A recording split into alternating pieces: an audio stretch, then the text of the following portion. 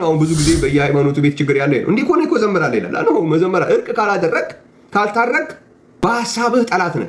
ስለዚህ መዘመርህ ከጠላትነት አያተርፍህም፣ መጸለይህ ከጠላትነት አያተርፍህም፣ መጾምህ ከጠላትነት አያተርፍህም። ሌላም መልካም ነገር እያደረኩ ነው ብለህ የምንመጻደቅባቸው ሰዎች የሚሏቸው የጽድቅ ነገሮች በጠቅላላ በሐሳብ ጠላቶች ከመሆን ነፃ አያደርግም። ሃይማኖት ያለህ ጠላት ነህ። እየዘመርኩ ነው የምትዘምር ጠላት ነህ። እየሰበኩ ነው ሰባኪ ጠላት ነው። እየጸለይኩ ነው ጸሎተኛ ጠላት ነው የምትሆነው እንጂ እርቅ ስለ ጸለይክ አይመጣም። ጸሎተኛ ስለሆንክ ታርቃን ማለት አይደለም። ሰባኪ ስለሆንክ ታርቃን ማለት አይደለም። ሐዋርያ፣ ነቢይ፣ ምናምን፣ ፓስተር፣ ዳቆን፣ ቄስ ምን በሉት የፈለገውን ነገር መባባል ጀማሪ የፈለከውን መባባል ይቻላል። እርቅ የሚባለው ነገር ጋር ካልደረስን በስተቀር በሐሳብ ጠላቶች ከመሆን ነፃ አያደርገን። ስለዚህ ስለ መዳን የሚያወር ድኛለሁ ፎክር እፈሰው የሚባል ነገር የለም። መዳን ዝም ብለህ መታረቅን ሳትቀበል በእፈሰው የሚመጣ መዳን የለም። በእፈሰው አይመጣም መዳን። ስለዚህ ምን መሆን አለብህ? ለመታረቅ ፈቃደኛ መሆን አለብህ። ቤተ እምነት ሁሉ ሼክ የሚያደርገው እዚህ ላይ፣ ሃይማኖተኛ በሙሉ የሚደነብረው የሚደነግጠው እዚህ ላይ። በቃ እነዚህ በሐሳባችሁ ጠላቶች ነበራችሁ፣ አሁን ግን ታርቃቸዋል የተባለላቸው ሰዎች በቃል ቢሆን ወይም በሥራ የሚደረገውን ሁሉ በጌታ በኢየሱስ ስም እንዲያደርጉ የተነገረላቸው ናቸው። በጌታ በኢየሱስ ስም ሁሉን ለማድረግ እያስጠላህ፣ በጌታ በኢየሱስ ስም ሁሉን ለማድረግ እያንገፈገፈህ፣ በጌታ በኢየሱስ ስም ሁሉን ለማድረግ እየጨነቀህ፣ ግን በጌታ በኢየሱስ ስም ሁሉን እንዲያደርጉ ለተነገረላቸው የተጻፈውን ብድግ አድርገህ ጌታ ይባረክ። ቆላስይስ ምዕራፍ 1 እናነባለን። ምን ይላል? በሐሳባችሁ ጠላቶች የነበራችሁትን አሁን በስጋው ሰውነት በሞቱ በኩል አስታረቃችሁ ይላል። እስኪ ስለታረቀልን አንድ ጊዜ በጭብጨባና በእልልታ ከፍ እናደርገዋለን ብትል እንዴት ይሆናል? አስታረቃችሁ ነው የሚለው። እስኪ አንድ ጊዜ ወንድሞች ለብቻችሁ ሃሌሉያ በሉ። አስታረቃችሁ ነው የሚለው። እስቲ በዚህ በኩል ያላችሁ እህቶች ብቻ አንዴ በእልልታ በሉ። በእልልታ ብትለው ጣራ ላይ ለምን አትሮጥም?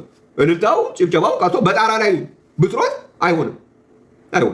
አዎ በኢየሱስ ስም አጋንንት ማውጣት፣ አዎ በኢየሱስ ስም ትንቢት መናገር ይቻላል፣ አዎ በኢየሱስ ስም ፈውስ ይቻላል፣ አዎ በኢየሱስ ስም መጠመቀስ። አይ እሱ እንኳን ጌታ ይመስገን ምንድን ነው ምን መሰለህ የምትለው?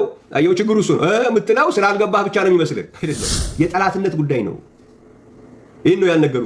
በቃል ቢሆን ወይም በስራ የሚደረገውን ነገር ሁሉ ለማድረግ ካልፈቀድ በሐሳብህ ጠላት ሆነህ ያለኸው።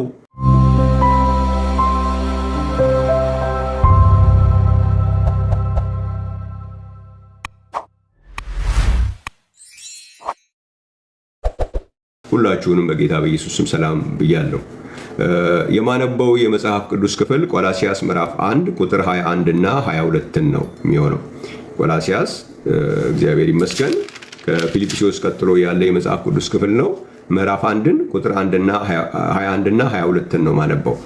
እናንተም ነውርና ነቀፋ የሌላችሁና ቅዱሳን አድርጎ በእርሱ ፊት ያቀርባችሁ ዘንድ በፊት የተለያችሁትን ክፉ ስራችሁንም በማድረግ በሐሳባችሁ ጠላቶች የነበራችሁትን አሁን በስጋው ሰውነት በሞቱ በኩል አስታረቃችሁ ይላል።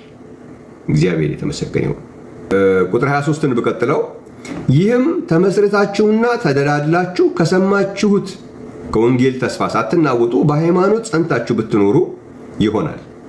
ያም ወንጌል ከሰማይ በታች በሰው ፍጥረት ሁሉ ዘንድ የተሰበከ ነው። እኔ ጳውሎስ የእርሱ አገልጋይ ሆንኩኝ ይላል። እግዚአብሔር ይመስገን። ጳውሎስ አገልጋይ የሆነበትን ወንጌል ነው የሚናገረው እና በዚህ ክፍል ላይ ምን ይላል? ሃይላይቱ ላይ ርዕሱን አይታችሁት ከሆነ ከላይ በሞቱ በኩል የታረቁት እነማን ናቸው የሚል ነው። እዚህ ላይ ምንድን ነው ያለው? በሐሳባችሁ ጠላቶች የነበራችሁትን አሁን በስጋው ሰውነት በሞቱ በኩል አስታረቃችሁ። ይሄ በጣም ትልቅ ንግግር ነው። ያው ሰው ከእግዚአብሔር ጋር የነበረውን ጥል ከዘፍጥረት ጀምሮ የነበረው ብዙዎች ይስማማሉ፣ ብዙዎች ያውቃሉ። ኦኬ አሁን ምንድነው የሆነው? እርቅ መጣ ነው የሚል። ይሄ እርቁ ከምን ጋር ነው የተገናኘው? በሐሳብ እርቁን ያላገኙ ሰዎች ዝም ብሎ ያልታረቁ ሆነው አይደለም የሚኖሩት። እርቁን ያላገኙትን ሰዎች ምንድነው የሚላቸው? በሐሳባችሁ ጠላቶች የነበራችሁትን ነው የሚል። ስለዚህ እርቁን ካላገኘን ካልታረቅን በሐሳባችን ጠላቶች ነን፣ ብናውቅም ባናውቅም ማለት ነው። እርቅ ከሌለ ለመታረቅ ፈቃደኛ ካልሆነን ያ በአዳም ምክንያት የመጣው ጥል እንዳለ ከቀጠለ ለመታረቅ ፈቃደኞች ካልሆነን ምንድነው የምንሆነው? ያልታረቁ ሰዎች፣ ያልታረቀች ሰው ወይም ያልታረቀ ሰው፣ ያልታረቀ ወንድ ወይም ያልታረቀች ሴት አይደለም ተብለን የምንቀረው። በዚህ ክፍል መሰረት ምንድነው? በሐሳባችሁ ምንድነው የምትሉት ነው የሚለው? ጠላቶች ነው የሚለው። ስለሳናቀው አጊነስት የኢየሱስ ክርስቶስ ተቃራኒ፣ የእግዚአብሔር ተቃራኒ፣ የወንጌል ተቃራኒ፣ ተቃዋሚ ጠላቶች ሆነን ነው የምንኖረው። የፈለገ ብናስመስል ማለት ነው። እየዘመርክ ጠላት ነህ፣ እየጸለይኩ ነው እያልክ ጠላት ነህ። ይሄ ነው አሁን ብዙ ጊዜ በየሃይማኖቱ ቤት ችግር ያለ ነው። እንዴ እኮ ዘምራለሁ ይላል። አዎ መዘመራ እርቅ ካላደረግ ካልታረቅ እርቁን ካላገኘህ በሐሳብህ ጠላት ነህ። ስለዚህ መዘመርህ ከጠላትነት አያተርፍህም፣ መጸለይህ ከጠላትነት አያተርፍህም፣ መጾምህ ከጠላትነት አያተርፍህም። ሌላም መልካም ነገር እያደረግኩ ነው ብለህ የምንመጻደቅባቸው ሰዎች የሚሏቸው የጽድቅ ነገሮች በጠቅላላ በሐሳብ ጠላቶች ከመሆን ነፃ አያደርግም። በሐሳብ ጠላቶች ከመሆን ነፃ መሆን የሚፈልግ ሰው በዚህ ክፍል መሰረት ምንድነው ማግኘት ያለበት? እርቅ ነው ማግኘት ያለበት። መታረቅ ነው ያለበት። የመታረቁን መንገድ መቀበል የማይፈልግ ከሆነ ለመታረቅ ፈቃደኛ የማይሆን ከሆነ ግን ሌላ የምታደርገውን ሃይማኖት ያለህ ጠላት ነህ። እየዘመርኩ ነው የምትዘምር ጠላት ነህ። እየሰበኩ ነው ሰባኪ ጠላት ነህ። እየጸለይኩ ነው ጸሎተኛ ጠላት ነው የምትሆነው እንጂ እርቅ ስለ ጸለይክ አይመጣም። ጸሎተኛ ስለሆንክ ታርቃል ማለት አይደለም። ሰባኪ ስለሆንክ ታርቃል ማለት አይደለም። ሐዋርያ፣ ነቢይ፣ ምናምን፣ ፓስተር፣ ዳቆን፣ ቄስ ምን በሉት የፈለገውን ነገር መባባል ጀማሪ የፈለከውን መባባል ይቻላል። እርቅ የሚባለው ነገር ጋር ካልደረስን በስተቀር በሐሳብ ጠላቶች ከመሆን ነፃ አያደርገን። ስለዚህ እነዚህ የታረቁ እነማን ናቸው ታዲያ? እግዚአብሔር ይመስገን። ስለዚህ እስቲ ከእርቁ ጋራ በተገናኘ ይሄ እርቅ የሚባለው ነገር ከምን ጋራ እንደሚገናኝ አንዳንድ ነጥቦችን ላሳያችሁ። በኤፌሶን መጽሐፍ ምዕራፍ 2 ላይ ይሄ እርቁን ከምን ጋር ያገናኘዋል? ኤፌሶን ምዕራፍ 2 ጥልን በመስቀል ከመግደል ጋራ ያገናኘዋል። ጥል ተገድሏል በመስቀል። ለማን ምን ሲሆን ነው ያን ማለት የምንችለው? ለምንድን ነው? በእርቅ ምክንያት ነው። ኤፌሶን ምዕራፍ 2 ቁጥር 14 ላይ እንደዚህ ይላል፣ እርሱ ሰላማችን ነውና ሁለቱን ያዋሃደ አዋጅ የተነገሩትንም የትእዛዛትን ሕግ ሽሮ በመካከል ያለውን የጥል ግድግዳ በሥጋው ያፈረሰ፣ ይህም ከሁለታቸው አንድን አዲስ ሰው በራሱ ይፈጥር ዘንድ ሰላምንም ያደርግ ዘንድ ጥልንም በመስቀል ገድሎ ይላል።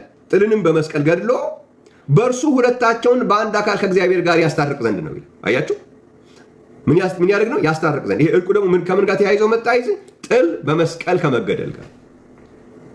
ከእግዚአብሔር ጋር ያለው ጥል በመስቀል የሚገደልልህ ለመታረቅ ፈቃደኛ ስትሆን። አይ መታረቅ አልፈልግም ግን ከእግዚአብሔር ጋር ያለኝ ጥል እንዲገደል ፈልጋለሁ ማለት አንችል። እግዚአብሔር ይመስገን። ለእርቁ ፈቃደኛ ስትሆን እርቁ ጥል በመስቀል ከመገደል ጋር የሚገናኝ ነገር ነው። በሁለተኛ ቆሮንቶስ ምዕራፍ 5 ቁጥር 19 ላይ ደግሞ መታረቅን ከምን ጋር ያገናኘዋል? ብዙ ነገር ነው እዛ ላይ ያለው። እግዚአብሔር የተመሰገነ ይሁን። ራሱ አንድ ትልቅ ርዕስ ነው ይሄ። ሁለተኛ ቆሮንቶስ ምዕራፍ 5 ቁጥር 19 ላይ እንደዚህ ይላል፣ እግዚአብሔር በክርስቶስ ሆኖ ዓለሙን ከራሱ ጋር ያስታርቅ ነበርና። ኦኬ፣ ምንድን ነው የሚሆነው? ምን ሆነ? ዓለሙን ከራሱ ጋር ያስታርቅ ነበርና በደላቸውን አይቆጥርባቸውም ነበር። ኦኬ፣ እዚህ ጋር ደግሞ በደል የማይቆጠርብህ የምትሆነው ምን ከሆንክ ነው? እርቁን ስትቀበል። እግዚአብሔር በክርስቶስ ዓለሙን ከራሱ ጋር ያስታርቅ ነበረ፣ በደላቸውንም አይቆጥርባቸውም ነበር። ስለዚህ በደል እንዳይቆጠርብህ የሚያደርገው እርቅ ነው። ለመታረቅ ፈቃደኛ ካልሆንክ ግን በደሌ አይቆጠርብኝም ማለት አትችልም ማለት ነው። እግዚአብሔር ይመስገን። በደላቸውን አይቆጥርባቸውም ነበር፣ በእኛም የማስታረቅን ቃል አኖረ ይላል። ኦኬ፣ በደል አይቆጠርም አንድ። ሁለተኛ ደግሞ በአንተ የምን ቃል ይኖራል? የማስታረቅ ቃል ይኖራል። ስለዚህ ቃል አለኝ፣ እኔ የምሰብከው ቃል አለኝ፣ የምዘምረው ቃል አለኝ፣ እንዲማረገው ቃል የለህም።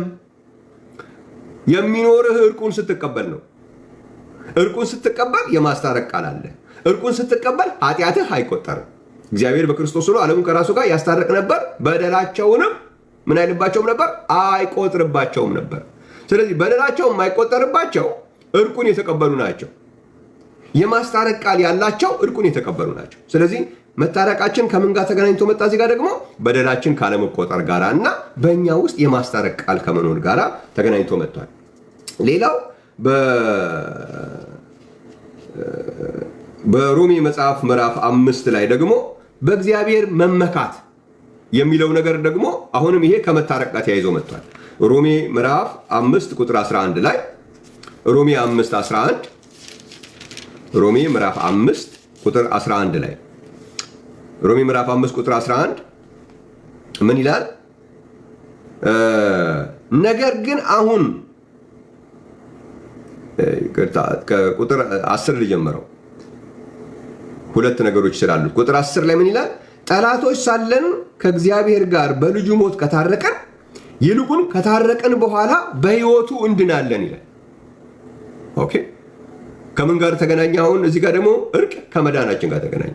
ስለዚህ መታረቅ አልፈልግም ግን መዳን እፈልጋለሁ የሚባል ነገር አይሰራም ማለት ነው። ከታረቀን በኋላ በሕይወቱ እንድናለን ነው የሚል። ስለዚህ መዳን የፈለገ ሰው ለእርቁ መፍቀድ አለበት፣ እርቁን መፍቀድ አለበት ማለት ነው። ይሄ አንደኛው። ሁለተኛው ደግሞ እርቅ ከምን ጋር ተገናኝቷል? በእግዚአብሔር ከመመካት ጋር ተገናኝቷል። እሱን ደግሞ ቁጥር 11 ቀጥላችሁ ስታነቡት ምን ይላል? ነገር ግን አሁን መታረቁን ባገኘንበት በጌታችን በኢየሱስ ክርስቶስ በኩል በእግዚአብሔር ደግሞ እንመካለን ይላል። ስለዚህ በእግዚአብሔር መመካት የሚባለው ነገር ራሱ መመካታችን ልክ የሚሆነው እርቁን ስንቀበል፣ እርቅ አልፈልግም ግን መመኪያ የእግዚአብሔር ነው የሚባል ነገር አይሰራም። እርቁን ትፈልጋለህ፣ ያኔ በእግዚአብሔር መመካትህ ይሰራል። እርቁን ትፈልጋለህ፣ ከዛ በኋላ መዳን ይሰራል። ከታረቀን በኋላ በሕይወቱ እንድናለን። ስለዚህ ስለ መዳን የሚዋሉ ድኛለሁ ፎክር እፈሰው የሚባል ነገር የለም። መዳን ዝም ብለህ መታረቅን ሳትቀበል በእፈሰው የሚመጣ መዳን የለም። በእፈሰው አይመጣም መዳን። ስለዚህ ምን መሆን አለብህ? ለመታረቅ ፈቃደኛ መሆን አለብህ። እግዚአብሔር የተመሰገነ ይሁን። የመጨረሻ ያው ወደ ቆላስይስ ስለመልሳችሁና መታረቃችን ከምን ጋር ተገናኝቶ ይመጣል? እግዚአብሔር የተመሰገነ ይሁን። በሐሳብ ጠላቶች ከመሆን ከመዳን ጋር ይመጣል ማለት ነው። ስለዚህ ካልታረቀን በሐሳቦች ጠላቶች እንሆናለን። ካልታረቀን መዳን የለም። ካልታረቀን በጥል በመስቀል አይገደልም። ካልታረቀን በእግዚአብሔር መመካት የሚባል ነገር የለም ማለት ነው። ስለዚህ ይሄ ለመታረቅ ከሚፈቅዱ ሰዎች ጋር የሚገናኘውን ነገር ለመታረቅ ፈቃደኛ ሳንሆን ድኛለሁ አይሰራም። ለመታረቅ ፈቃደኛ ሳንሆን ጥል በመስቀል ተገድሎልኛል ማለት አይሰራም። ለመታረቅ ፈቃደኛ ሳንሆን በእግዚአብሔር እመካለሁ ብንል አይሰራም። ለመታረቅ ፈቃደኛ ሳንሆን በሐሳባችን ጠላቶች ከመሆን ተርፍ ያለው ወይም በሐሳቤ ጠላቶች አይደለሁም ለማለት አንችልም፣ አይሰራም ማለት ነው። እግዚአብሔር የተመሰገነ ይሁን። ስለዚህ እርቅ የሚባለው ነገር ዝም ብሎ ከእግዚአብሔር ጋር በሰላም መኖር ማለት ብቻ ሳይሆን እነዚህ ነገሮች ሁሉ አብረውታሉ ማለት ነው። ያልታረቀ ሰው ጠላት ነው፣ በሐሳቡ ጠላት ሆኗል ማለት ነው። እግዚአብሔር ይመስገን፣ ለእግዚአብሔር ጠላት ሆኗል ማለት ነው። ያልታረቀ ሰው መዳን የለውም። ለምን? ከታረቀን በኋላ በሕይወቱ እንድናለን ተብሎ ተጽፏል። ያልታረቀ ሰው እግዚአብሔር የተመሰገነ ይሁን በእግዚአብሔር እመካለሁ ብሎ ማለት አይችልም።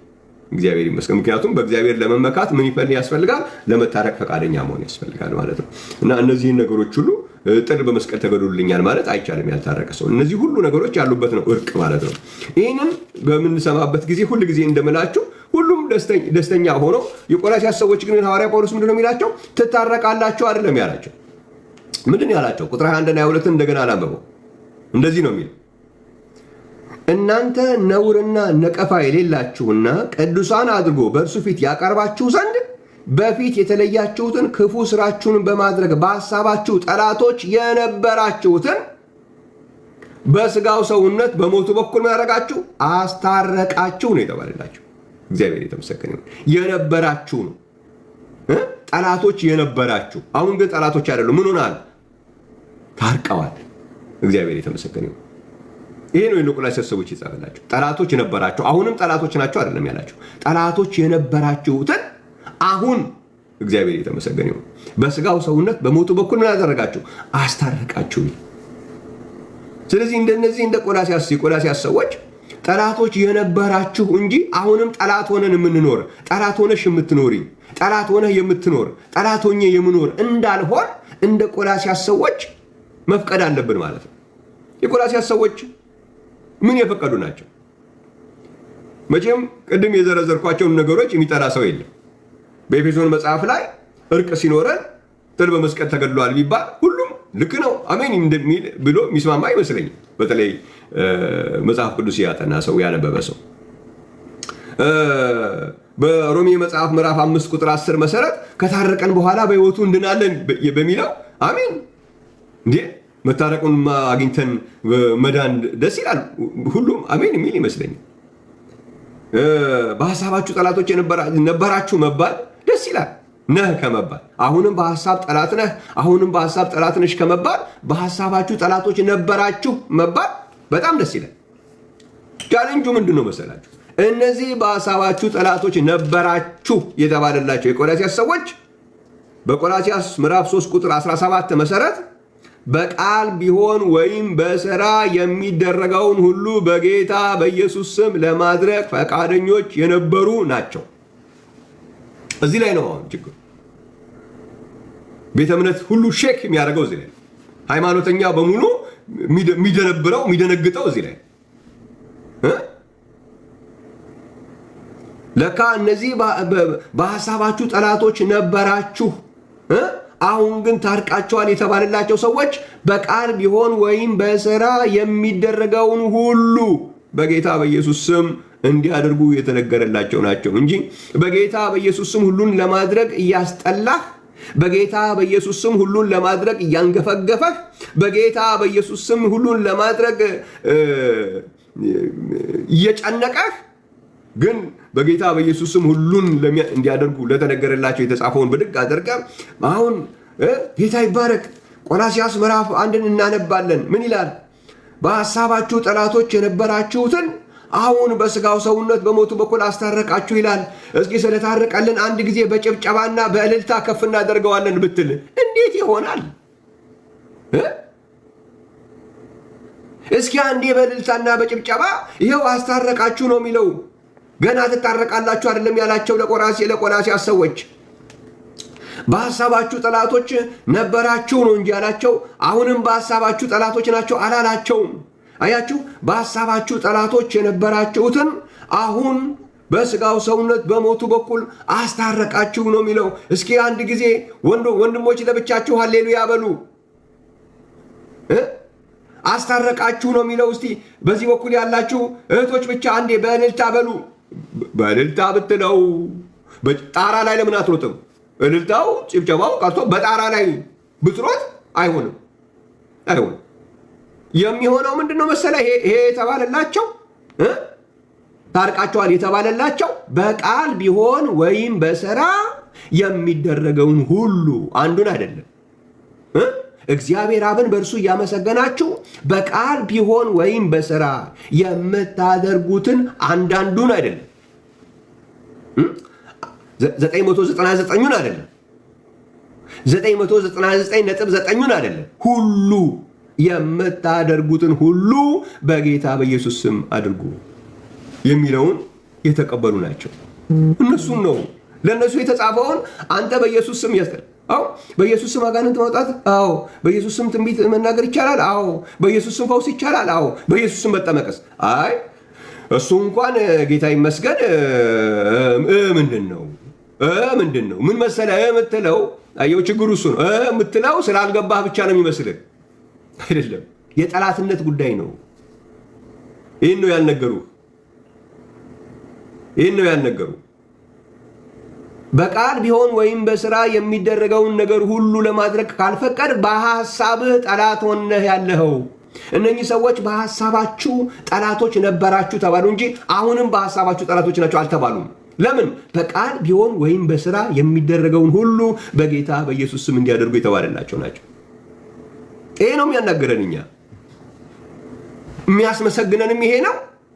ለሰዎች የሚያናገረንም ነገር ይሄ ነው። እኛም የምናመሰግነው በቃል ቢሆን ወይም በሥራ የሚደረገውን ነገር ሁሉ በጌታ በኢየሱስ ስም በመታደርግ መሰረት ላይ በመቆማችን የምንደሰተው ሐሴት የምናደርገው አምላካችን የምናመሰግነው ለዚህ ነው። ከምን ስለተረፍን? በሐሳባችን ጠላቶች ከመሆን ስለተረፍን። ለሌሎችስ ይህንን የምንነግረው ለምንድን ነው? በሐሳብ ጠላቶች ከመሆን እንዲያመልጡ፣ ሃይማኖት እንዲኖራቸው አይደለም። ሃይማኖትማ በሽበሽ ነው አለ እንዴ አለሽ፣ አንቺም አለሽ፣ አንተም አለ፣ ብዙ ሰው አለው ሃይማኖት። በሐሳብ ጠላት ከመሆን ግን ለመትረፍ ከተፈለገ እንደ ቆላስይስ ሰዎች ነበራችሁ፣ በሐሳባችሁ ጠላቶች የነበራችሁትን እንዲሆን ከተፈለገ እንደ ቆላስይስ ሰዎች በቃል ቢሆን ወይም በሥራ የሚደረገውን ነገር ሁሉ በጌታ በኢየሱስ ስም ለማድረግ ፈቃደኛ መሆን ይጠይቃል። ይህንን በቃል ቢሆን ወይም በሥራ የሚደረገውን ነገር ሁሉ በጌታ በኢየሱስ ስም ላለማድረግ ቴክኒክ፣ ታክቲክ እየፈጠርክ እቀጥላለሁ ብትል በሐሳብህ ጠላቶች የሆንክ ነው የምትቀጥለው። አረ ሰባኪ ናቸው። ምን ማለት ነው እሱ? አረ እንትን ናቸው፣ እሳቸው አፖስትል ናቸው። አረ እሳቸው ፕሮፌት ናቸው። ፕሮፌት ሆንክ፣ ሰባኪ ሆንክ፣ ቢሾፕ ሆንክ፣ ፓስተር ሆንክ፣ ቄስ ሆንክ፣ ምን ሆንክ ዳዝን ማተር። እሱ አልተጻፈም እዚህ ላይ። እዚህ ጋር የተጻፈው ምን መሰለህ? እነዚህ በሐሳባችሁ ጠላቶች ነበራችሁ፣ አሁን ግን ታርቃቸዋል የተባለላቸው እነማን ናቸው? በቃል ቢሆን ወይም በሥራ የሚደረገውን ሁሉ በጌታ በኢየሱስ ስም ማድረግ የገባቸው ናቸው። እግዚአብሔር የተመሰገነ ይሁን። አይ ሁሉን ነገር እኛ እኮ አንድ እኮ ናት የገደለችን እንጂ ሁሉን እኮ ማለት ያው በአብዛኛው እናደርጋለን እኮ። ጥምቀቷ ብቻ ናት እኮ ይተውናል። እንዲሁ እኮ አንድ ካጎደልክ እኮ ሁሉ እኮ ፈረሰ እኮ። በኢየሱስ ስም የማታደርገው አንድ ነገር ከተገኘ እኮ ሁሉ የሚባል አይሰራም እኮ። ሁሉ ማለት ሁሉ ነው እኮ። እግዚአብሔር 99 አድርገህ ሁሉ የሚባል ነገር የለም። አሁን በፊት ቴክኒክ እጁ ነበረ በጭንቀት። እስኪ አስቡት ማቴዎስ ወንጌል ምዕራፍ 28 19 ሌላ ስም የሚያመለክት ቢሆን ኖሮ እንዴት ቆላስይስ 3:17 ይጻፋል? በኢየሱስ ስም የማይደረግ አንድ ነገር አለ ለማለት ከሆነ ማቴዎስ 28 19 የተጻፈው እንዴት ቆላስይስ ምዕራፍ 3 ቁጥር 17 ሊጻፍ ይችላል? እንዴ ሁሉን ነገር በጌታ በኢየሱስ ስም አድርጉት ሊባል አይችልም። ቢያንስ አንድ ነገር በኢየሱስ ስም የማይደረግ አለ። እንዴት ነው ይሄ ሊጠፋ ነው የሚችለው? እንዴት ነው እኛስ በቃል ቢሆን ወይም በሥራ የሚደረገው ሁሉ በጌታ በኢየሱስ ስም አድርጉ በማለታችን እኛ በሐሳብ ጠላቶች ከመሆን ዳን እንጂ በየት በኩል ነው እኛ እነኝህን አሳቾች እናጋልጣቸው? በምንድን ነው የምታጋልጧቸው? በቃል ቢሆን ወይም በሥራ የሚደረገው ሁሉ የሚሉ ተነስተዋል እና ምንድን ናቸው እነኝህ አሳቾች? ሁሉ ይላሉ እንዴ? ቢያንስ አንድ ነገር በኢየሱስ ስም አይደረግም ማለት ሲገባቸው ሁሉን እንዴ? እንግዲህ የመጀመሪያው አሳች ሐዋርያ ጳውሎስ ነው። በቃል ቢሆን ወይም በሥራ የምታደርጉትን አንዳንዱን አላለም፣ 99ን አላለም፣ 999ን አላለም፣ 9,999,999 አላለም። ሁሉ ነው ያለው። ምንም ልታደርገው አትችልም። አንድ ነገር በራስ ላይ ስትፈርድ ብቻ ነው ሁሉን ነገር በጌታ በኢየሱስ ስም ያለማድረግ ትምህርት ውስጥ የምትገባው። አንድ ነገር በህይወትህ ላይ ፈርደ ምን የሚባል በሐሳብህ ጠላት ለመሆን የሃይማኖት ጉዳይ አይደለም። እሱ አይቸግርም። ሃይማኖት አይደለም። በሐሳብ ጠላት ለመሆን ስትወስን ብቻ ነው ሁሉን ነገር በጌታ በኢየሱስ ስም ያለማድረግ ትምህርት ውስጥ የምትገባው። ከዛ ነው ውጡ ምንለው። ከሃይማኖት ቤት አይደለም የምትወጣው። አሁን አንዳንድ ሰው እንደዛ ከዚህ ወጥቶ በጌታ በኢየሱስ ስም ሲጠመቅና ሁሉን ነገር በኢየሱስ ስም ማድረግ ሲጀምር ከኛ ቤተ እምነት ወጥቶ እዛኛው ቤት ውስጥ እሱ አይደለም ጉዳዩ። እሱ አይደለም። ከሐሳብ ጠላትነት ነው የምታመልጥ። ምን አላቸው? በሐሳባችሁ ጠላቶች የነበራችሁትን አሁን ታረቃችኋል። እግዚአብሔር የተመሰገነ። በፊት ይህንን ለማስቀረት ምን ይባል ነበር? አይደለም ይሄ የኢየሱስ ስም ጥምቀት እኮ ለአይሁድ ብቻ ነው የሚባል ነበር። በጀባ አልቅም። የአክሮባቱ ቴክኒኩ ታክቲኩ የሚያልቅ አይደለም። ሲፈተሽ አሕዛብም አይሁድም ናቸው በኢየሱስ የተጠመቁት። ሐዋርያት ሥራ ምዕራፍ 8 ላይ የሰማርያ ሰዎች በጌታ በኢየሱስ እንደተጠመቁ ተገኘ። ሐዋርያት ሥራ ምዕራፍ 19 ላይ አሕዛብ የተባሉት የኤፌሶን ሰዎች በጌታ በኢየሱስ ተጠመቁ ተብሎ ተገኘ። ስለዚህ አይሁዶች ናቸው እንጂ አሕዛቦች የሚባለው ነገር ከሰረ። እሱ አይሻልም፣ ሌላ ዘዴ ይሻላል፣ የኛው አያዋጣም አሉና እንደዚህ ሲቀያየሩባችሁ እንኳን አትነቁም እንዴ? ዝም ብሎ እኮ ሲገለባበት እኮ መንቃት አለብህ። ምንም የሆነ የሚቆም ነገር አልሆንም ብሎ ሌላ ማት ነገር ሲያወራ በአንድ ጉዳይ ላይ 4-5 ጊዜ ሲቀያየር እንዴ ምንድነው የምታወሩት ማለት እኮ ያስፈልጋል። ኢየሱስ ያዘዘውና ሐዋርያት ያዘዙት የተለያዩ ነው ብንልስ? ኢየሱስ ዋናው ራሱ ያዘዘው በአብ ወልድ መንፈስ ቅዱስ የሚል ነው። እነኛ ሐዋርያቶቹ ደግሞ መጥተው ሌላ ቀየሩ ብንል ይሻላል ደግሞ አሉ። እሺ ቀይሩት እነሱ ምን የሚያዋጣ ከሆነ። ኢየሱስ ምን አለ? እናንተን የሚሰማ እኔን ይሰማል። ሉቃስ ወንጌል ምዕራፍ 10 ቁጥር 16 ላይ እናንተን የጣለ ደግሞ እኔን ይጥላል። ስለዚህ ሐዋርያቶቹን መስማት ማለት ኢየሱስን መስማት ማለት ነው። ሐዋርያቶቹን መጣል ማለት ደግሞ ኢየሱስን እናንተን የሰማ እኔን ነው የሰማው አለ። እናንተን የጣለ ደግሞ እኔን ነው የጣለዋል። ስለዚህ በሐዋርያቶቹ ንግግርና በኢየሱስ ንግግር መካከል ምንም አይነት ልዩነት መፍጠር የሚቻል አይደለም። አይ ይሄኛው አያዋጣም ሌላ እንቀይራሉ። ምን ቀይሩ ግን እንቀይራሉና አይ ይሄ የኢየሱስ ስም ጥምቀት የሚባለው የውሃ ባይባልሳ ለምንድን ነው? እንዴት ነው የሚያዋጣን? ይሄንንስ እስኪ ቴክኒኩን ስሩት፣ ቴክኒኩን ሰርታችሁ አቅርቡ ተባለና የቴክኒክ ክፍሉ ሰርቶ አመጣ። ምን አመጣ? አይ ሐዋርያት ሥራ ላይ እኮ ሲያጠምቁ ምዕራፍ 2 ቁጥር ልክ ሐዋርያት ሥራ ምዕራፍ 2 ላይ ብቻ የኢየሱስ ስም ጥምቀት ሐዋርያት ሥራ ምዕራፍ 2 ላይ ብቻ የተጻፈ አስመስለው ሐዋርያት ሥራ 2:38 ላይ እኮ ንስሐ ግቡ ኃጢአታችሁ ይሰረይ ዘንድ እያንዳንዳችሁ በኢየሱስ ክርስቶስም ተጠመቁ ነው እንጂ ውሃ አይልም። ውሃ ስለማይል ይሄ በኢየሱስ ስም ጥምቀት የሚባለው የውሃ አይደለም ብንልስ አለ። ኦኬ ሞክሩት። እሱንም ደግሞ የቴክኒክ ክፍሉ እቺን ዘዴ ደግሞ አመጣና ደግሞ ይሄ የውሃ አይደል የውሃውን በአብ ወልድ መንፈስ ቅዱስ ተብሎ ነው የሚጠመቁት። ይሄ ደግሞ በኢየሱስ ስም ጥምቀት የሚባለው የውሃ አይደለም አለ። ኦኬ እንደሱ ከሆነ ራሱ በአብ ወልድ መንፈስ ቅዱስ የተባለው ስጋ መቼ ውሃ አለ? በአብ በወልድ በመንፈስ ቅዱስ በውሃ አጥምቁ ይላል እንዴ? አይልም እኮ። በአብ በወልድ መንፈስ ቅዱስ ስም እያጠመቃቸዋቸው ደቀ መዛሙርት አድርጓቸው ይላል እንጂ ውሃ ሚል የለውም። ስለዚህ ያ በአብ ወልድ መንፈስ ቅዱስ የሚለውም የውሃ አይደለም በሏ። እንደሱ ውሃ ሚል ከሌለ የግዴታ ውሃ ሚል ካስፈለገው ይሄም ደግሞ አያስኬድም። ይልቅስ የኢየሱስ ስም ጥምቀት የውሃ ጥምቀት መሆኑ በሐዋርያት ሥራ ምዕራፍ 10 ቁጥር 47 ጀምራችሁ ብታነቡ እነዚህ ደግሞ እንደኛ መንፈስ ቅዱስን የተቀበሉ እንዳይጠመቁ ውሃን ይከለክላቸው ዘንድ የሚችል ማን ነው አለ? በኢየሱስ ስም ይጠመቁ ዘንድ አዘዛቸው ብሎ በኢየሱስ ስም ጥምቀት የውሃ ጥምቀት መሆኑ ክሊር ሆነ። ስለዚህ ሊያስበላቸው ነው ውሃ ሚል ያስፈልጋል ካላችሁ እንግዳው ማቴዎስ ወንጌል 28:19 ላይ ውሃ ሚል ስለሌለ እንግዳው የማቴዎስ ወንጌል 28:19 የውሃ ጥምቀት አይደለም በሉና ቁጭ በሉ ሲባሉ ማያስኬድ ነገር ነው። ከዛ ወጡ። እሺ ሌላን ብንቀይር ይሻላል አሉ። ደግሞ ሌላ አዲስ ይፈጠር። እሺ ምን ይፈጠርላችሁ? አይ አሁን ደግሞ ተጠማቂው በኢየሱስ ስም ይበል፣ አጥማቂው ደግሞ በአብ ወልድ መንፈስ ቅዱስ ይበል አሉ። እሺ ለተጠማቂው በኢየሱስ ስም የሚል ማስረጃ አምጡ ሲባል አጥማቂውን አመጡ። ምንድን ነው ሲባል ሐዋርያው ጳውሎስ እኮ ተነሳና ስሙን እየጠራ እንዴ ሐዋርያው ጳውሎስ እኮ አጥማቂ ነው። ሐዋርያው ጳውሎስ እኮ አጥማቂ ነው። እሱ አጥማቂ ሊሆን የተጠራው ነው እንግዳው የተባለው። ስለዚህ እስኪ የማያጠምቁ ምዕመናን እንደሱ የተባሉበትን አምጡ ደግሞ የሚል ክርክር መጣባቸው። ይሄም አያስኬድም። ስለዚህ ምን ይሻላል? አንደኛ። ሁለተኛ ጌታ ኢየሱስ ክርስቶስ ሲያዝ ምንድን ያዘዘው? በአብ በወልድ በመንፈስ ቅዱስ ስም እያጠመቃችኋቸው ያዘዝኳችሁን እንዲጠብቁ እያስተማራችኋቸው ያዘዝኳችሁን። ስለዚህ እናንተን ማዛችሁን ሳይሆን ለነሱ መንገር ያለባችሁ እኔ ማዛችሁን እናንተ ብቻ ነው የምትፈጽሙት፣ ለነሱ ደግሞ ሌላ አዘዟቸው አይደለም ያለው። ያዘዝኳችሁን እንዲጠብቁ እያስተማራችኋቸው። ስለዚህ ተጠማቂዎችም የሚጠብቁት ማን ያዘዘውን ነው? ሐዋርያቶቹ የታዘዙትን ነው እንጂ ሐዋርያቶቹ አጥማቂዎቹ ሌላ ትእዛዝ፣ ተጠማቂዎቹ ሌላ ትእዛዝ አልተሰጣቸው። በተጨማሪ ደግሞ በሁለተኛ ጴጥሮስ ምዕራፍ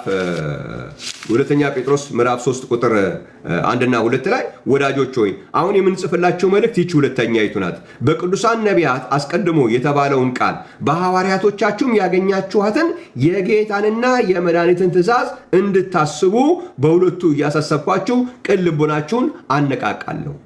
በሐዋርያቶቻችሁም ያገኛችሁትን የማን ትእዛዝ? የጌታና የመድኃኒት ትእዛዝ። ስለዚህ በሐዋርያቶቹ የተገኘው ሌላ ትእዛዝ ሳይሆን የጌታ የመድኃኒት የኢየሱስ ክርስቶስ ትእዛዝ ነው እንጂ ሐዋርያቶቹ ሌላ ትእዛዝ፣ ጌታ መድኃኒት ደግሞ የሚያዘው ሌላ ትእዛዝ የሚባል ነገር የለም።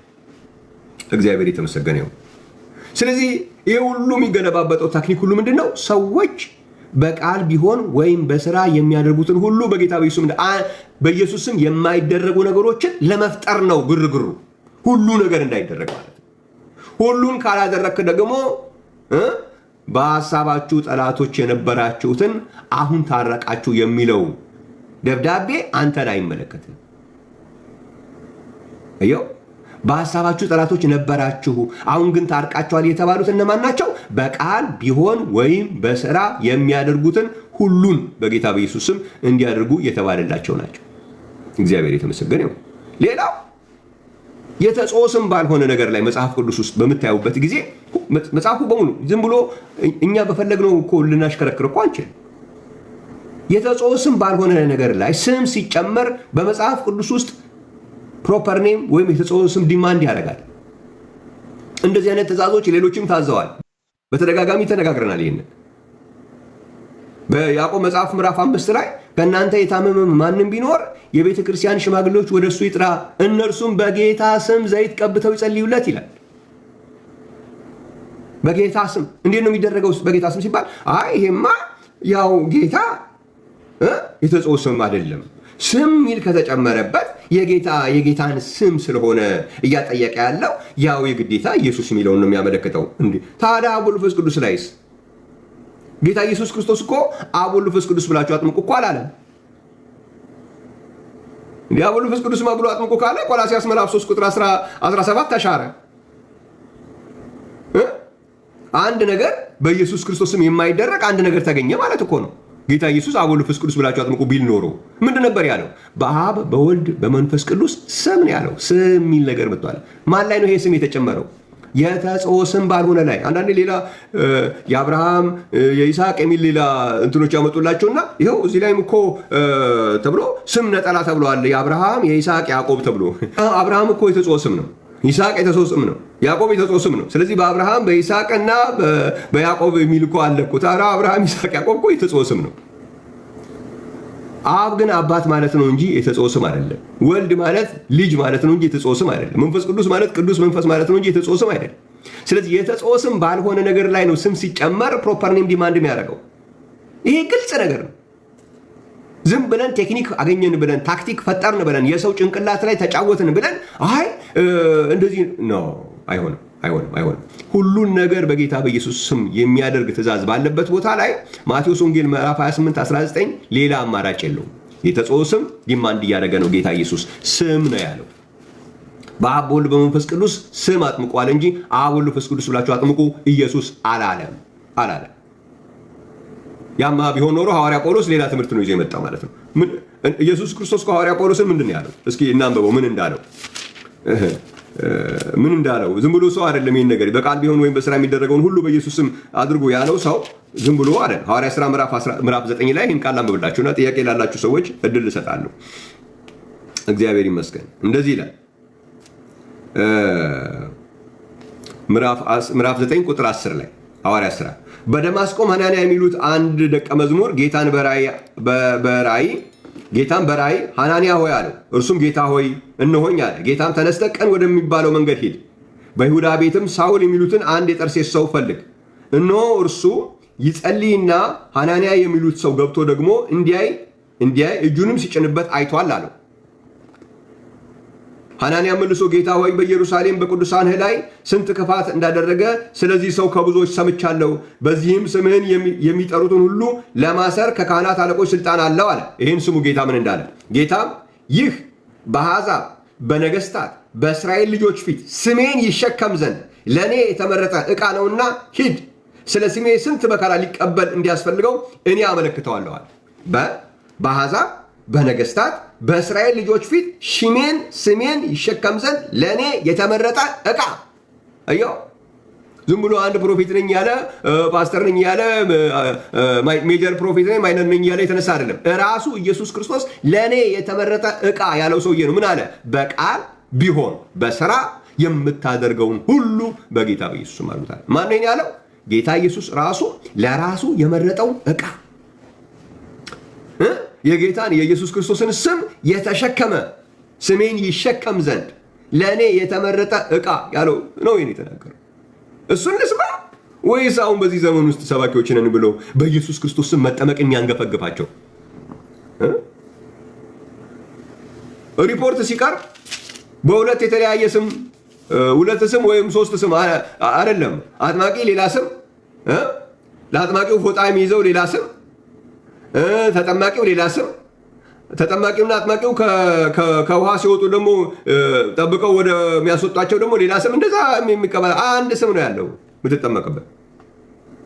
ሐዋርያት ሥራ ምዕራፍ 8 ቁጥር 14 በኢየሩሳሌም የነበሩ ሐዋርያት የሰማርያ ሰዎች የእግዚአብሔርን ቃል እንደተቀበሉ ሰምተው ጴጥሮስና ዮሐንስን ሰደዱላቸው። እነሱም በወረዱ ጊዜ መንፈስ ቅዱስን ይቀበሉ ዘንድ ጸለዩላቸው። በጌታ በኢየሱስ ስም ብቻ ተጠምቀው ነበር እንጂ ከእነርሱ በአንዱ ላይ እንኳን መንፈስ ቅዱስ አልወረደም ነበርና፣ በዚያን ጊዜ እጃቸውን ጫኑባቸው፣ መንፈስ ቅዱስንም ተቀበሉ። በጌታ በኢየሱስ ስም ብቻ ተጠምቀው ነበር። ዲስ ዋዝ ዘ ሪፖርት። ሉቃስ ነው ሪፖርት ያደረገው። እነኚህ ሰዎች የተጠመቁት በጌታ በኢየሱስ ስም ብቻ ነው እንጂ ያለው አጥማቂው ሌላ፣ ተጠማቂው ሌላ፣ ለተጠማቂው ጨርቅ የሚይዘላት ሌላ ምናምን እንዲህ አይነት ታሪክ የለም። ስለዚህ ቴክኒኩን ትተው ታክቲኩን ተወውና ጥምቀት መከናወን ያለበት በጌታ በኢየሱስ ክርስቶስ ስም ብቻ ነው። በቃ ብቻ። ባላደርግስ ምን ይመጣብኛል ካልክ በሐሳብ ጠላት ትሆናለህ። በቃል ቢሆን ወይም በስራ በጌታ ሁሉንም የቆላስይስ ሰዎች በቃል ቢሆን ወይም በስራ የምታደርጉትን ሁሉ ነው በጌታ በኢየሱስ አድርጉት ያላቸው። እነማንን? በሐሳባችሁ ጠላቶች የነበራችሁትን አሁን አስታረቃችሁ የተባለላቸውን። ስለዚህ ሁሉን በጌታ በኢየሱስ ስም ለማድረግ ፈቃደኛ ሳትሆን ስትቀር ሃይማኖት ያለህ ጠላት ነው የምትሆነው። አየህ፣ በሐሳብህ ጠላት ሊያደርግህ ነው። ሞኝ አትሁን። ሁሉን በጌታ በኢየሱስ ስም ለማድረግ ጨክን። ወደ ቆላስይስ ሰዎች ህብረት ውስጥ ግባ። በሐሳብህ ጠላቶች ከመሆን ዳን እያልን ያለን። ይህንን ነው የምንናገረው፣ ይህንን ነው የምናውጀው። ሁሉ ነገር በጌታ በኢየሱስ ስም። እናንተ ወንድሞች እዚህ ውስጥ እየሰማችሁኝ ያላችሁ ይህን እድል ያገኛችሁ ሁሉን በጌታ በኢየሱስ ክርስቶስ ስም ማድረግ የገባችሁ ፈውሱን በኢየሱስ ስም፣ ታምራቱን በኢየሱስ ስም፣ ጥምቀቱን በኢየሱስ ስም፣ ጸሎቱን በኢየሱስ ስም የመሆን ጉዳይ የገባችሁ ምንድን ነው የሆነላችሁ? ይህን አስተውላችኋል? ምንድን ነው የተደረገላችሁ? ምንድን ነው እግዚአብሔር ያደረገላችሁ? ዝም ብሎ የሆነ ከሃይማኖት አንዱን ሰጣችሁ?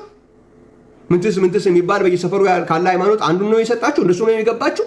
አይደለም። በሐሳባችን ጠላቶች ከመሆን ነው የዳነው።